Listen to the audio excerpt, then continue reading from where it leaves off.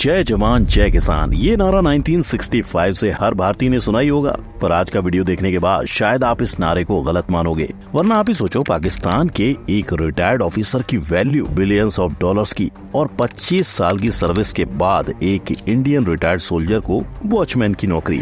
इतना नहीं, ट्रेनिंग की ओर देखें तो रशियन आर्मी में अब लोग नहीं, रोबोट्स की भर्ती की जा रही है। यानी ये रशियंस हमारी जमीनी टुकड़ी से कई कदम आगे हैं। तो हेलो भाई लोग, और आओ फैक्ट भाई के साथ इंडियन आर्मी को दुनिया की नजरों से देखने के लिए, जहां हम देखेंगे फ्रांस का वर्ल्ड बेस्ट वेपन्स इस्तेमाल और जापान के सोल्जर्स के लिए हेल्थ बेनिफिट्स।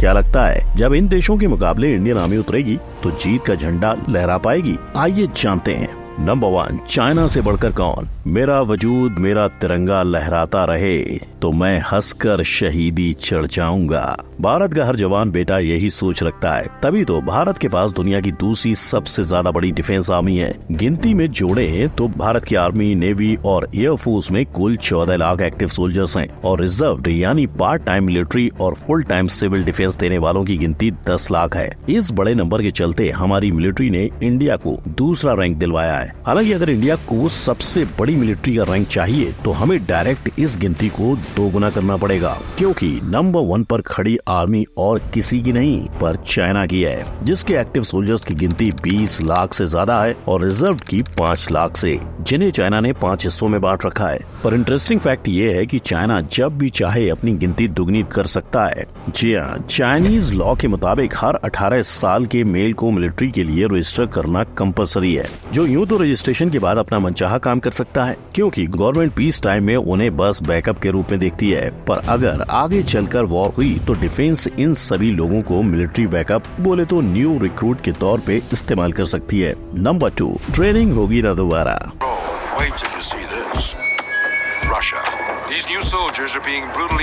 यहाँ आपस में सोल्जर्स की लड़ाई नहीं, ट्रेनिंग हो रही है, यानी तोड़ेंगे भी हम और सिखाएंगे भी हम। जी हाँ, जब भी रशिया में किसी नए बंदे की ज्वाइनिंग होती है तो उसे 1 साल तक ऐसे ही मारा जाता है। अपने सोल्जर्स के साथ रशिया इतनी सख्ती इसलिए करता है क्योंकि वो कई सालों से अलग अलग कंट्रीज से युद्ध करता आ रहा है, लेकिन अपनी आर्मी का हौसला कमजोर ना हो, इसलिए उनके पीएम पुतिन भी कई बार ऐसी ट्रेनिंग एक्सरसाइज का हिस्सा बनते हैं, और अपने आर्मी की ट्रेनिंग में कोई कमी न रह जाए, इस वजह से रशिया अब अपनी ट्रेनिंग में रोबोट्स का भी इस्तेमाल करता है। ऐसी एडवांस ट्रेनिंग लेने वाले रशियंस से हम इंडियंस ने भी ट्रेनिंग लेना ठीक समझा, इसीलिए 2022 में इंडियन सोल्जर्स ने रशिया जाकर उनकी वॉर गेम्स में हिस्सा लिया। वहाँ हमारे 80 से 90 जवान भेजे गए, जिन्हें जमीनी तकनीक, फायर पावर एक्सरसाइज और लड़ाई कैसे लड़नी चाहिए इसके बारे में सिखाया गया। और ये शायद इंडिया ने अपने सोल्जर्स इसलिए भेजे होंगे क्योंकि अगर देखा जाए तो मोस्ट पावरफुल आर्मीज की गिनती में रशिया भारत के ऊपर आता है। नंबर 3, कोई दूसरा option?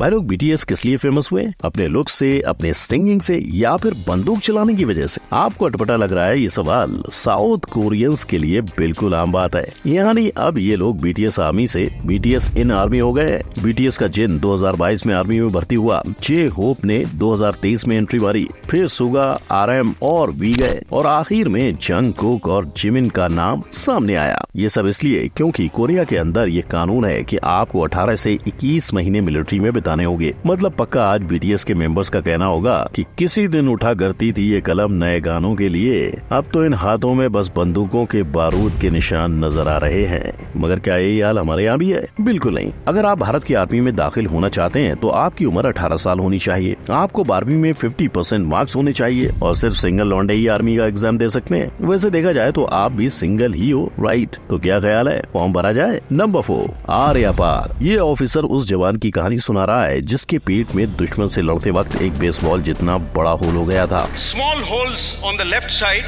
but he had a hole the size of a baseball on the right side. पर उसने अपने दर्द को थोड़ी सी तकलीफ बताया। जवानों की इसी जज्बे को फैक्ट भाई भी सलाम करता है, और देश के लिए आर या पार की जंग लड़ने वाले ऐसे सोल्जर्स की वजह से ही फ्रांस जैसा देश, जिससे इंडिया जंगी हथियार खरीदता है और जिसकी GDP इंडिया से बड़ी है, वो इंडिया से हथियारों की गिनती में मात खा के बैठा है। हालांकि यहाँ ये बात भी समझने वाली है कि चाहे इंडिया के पास एयरक्राफ्ट, हेलीकॉप्टर और वॉरशिप फ्रांस से ज्यादा हो, लेकिन रैंक के मामले में फ्रांस भी इंडिया को टक्कर दे रहा है। नंबर 5, दिल पाकिस्तान। पाकिस्तान। करोड़ों के फार्म हाउस, आलीशान घर, वाइट्स में बिजनेस एम्पायर। ना फैक्ट भाई कोई अमीर बिलियनियर की बात नहीं कर रहा है, यहाँ बात एक आम रिटायर्ड पाकिस्तानी आर्मी ऑफिसर की हो रही है। अब अगर आप सोच रहे हो कि एक डूबते हुए देश में इतने अमीर फौजी, तो इसका रीजन सिर्फ और सिर्फ करप्शन है। कमर जावेद बाजवा ऐसे ऑफिसर हैं जिन्होंने रिटायरमेंट से पहले करप्शन के चलते बिलियंस ऑफ डॉलर्स की कमाई कर ली। अब चलो ये तो हुई बाजवा साहब की बात, पर एक ईमानदार अफसर का क्या? जब किसी पाकिस्तानी ऑफिसर को रिटायर होना होता है तो उसे पेंशन के तौर पर उसकी आखिरी तनख्वाह के मुताबिक 50% पे मिलता है। इतना ही नहीं, कई बार रिटायर्ड ऑफिसर्स को गवर्नमेंट जॉब्स भी दी जाती हैं, यानी घर के साथ बाकी बेनिफिट्स भी फ्री। वहीं भारत के एक रिटायर्ड ऑफिसर सामने आते हैं जिन्होंने बताया कि 25 साल की सर्विस के बाद उन्हें कम तनख्वाह पे एक वॉचमैन की नौकरी करनी पड़ रही है। पर जहां आपको ऐसा इक्का दुक्का एग्जाम्पल मिल जाएंगे, वहीं इंडियन आर्मी अपने रिटायर्ड ऑफिसर्स के लिए 50% पेंशन, कैंटीन बेनिफिट्स, इंश्योरेंस का कवर और MBA प्रोग्राम्स जैसे कई बेनिफिट्स देती है। और भाई लोग, वैसे भी इंडिया अपने डेमोक्रेसी के लिए जाना जाता है और पाकिस्तान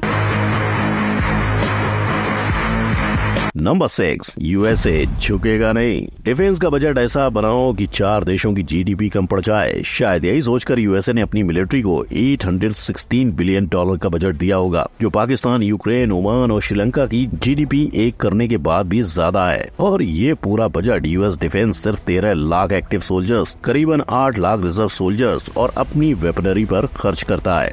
इसी के चलते US अपने हर ब्रांच को बेहतरीन से बेहतरीन सुविधाएं और बेहतरीन हथियार प्रोवाइड कर पाता है। एग्जाम्पल के तौर पे US मिलिट्री के पास 92 warships, 11 aircraft carriers, 13,000 plus aircraft, 983 assault helicopter जैसे जंगी हथियार हैं, जिससे दुनिया की तीसरी सबसे बड़ी आर्मी होने के बावजूद US ऑब्वियसली दुनिया की सबसे स्ट्रॉन्ग आर्मी है। वहीं दूसरे नंबर पर रशिया है, तो तीसरे पे चाइना। इन सब के मुकाबले इंडिया की मिलिट्री चौथे नंबर पर है, क्योंकि भले मैन पावर में हम US से आगे है, पर अफसोस बजट के मामले में इंडिया थोड़ा ढीला पड़ चुका है। इंडिया अपने GDP का 2% डिफेंस बजट में लगाकर भी उन्हें सिर्फ $74 बिलियन का बजट ही दे पाता है। यही वजह है कि इंडियन जवान बेहतर फैसिलिटीज में मार खा जाते हैं, पर फैसिलिटीज अवेलेबल हो ना हो, हमारे सोल्जर्स का जज्बा कभी डगमगाता नहीं है। नंबर 7, जिम्मेदार कौन? साल 2016 हिंदुस्तान टाइम्स ने रिपोर्ट दी कि सियाचिन पे मरने वाले 1000 सोल्जर्स में सिर्फ 220 दुश्मन की गोलियों से मारे गए थे। और 2017 की रिपोर्ट ने दावा किया कि हमारे 1600 जवान हर साल एक्सीडेंट, आत्महत्या और बीमारी से मारे जाते हैं। अफसोस ये है कि इन सारे सोल्जर्स की मौत की ना तो कोई जिम्मेदारी लेता है और ना ही इन पर कोई बात होती है। पर जितना जरूरत इंडियन फोर्सेस को अपने सोल्जर्स को अच्छी मेडिकल हेल्प और मेंटल हेल्प देने और उन्हें समझने की है, उसके बिल्कुल उल्टे जापान को। Japan health care most advance technology के चलते वर्ल्ड के बेस्ट में से एक है। इतना कि 2016 से वो यूक्रेन को हेल्थ केयर फैसिलिटीज दे रहा है। और वॉर के बीच यूक्रेन की डिफेंस मिनिस्ट्री ने जापान को उनके सपोर्ट के लिए धन्यवाद भी दिया। अब जिस देश में आम जनता को बेस्ट हेल्थ केयर टेक्नोलॉजीज मिलेंगी, जो दूसरों की मदद के लिए हमेशा आगे रहता हो, तो ऑफ कोर्स उसकी डिफेंस फोर्सेस को सबसे पहले ये सर्विस मिलती होगी, राइट।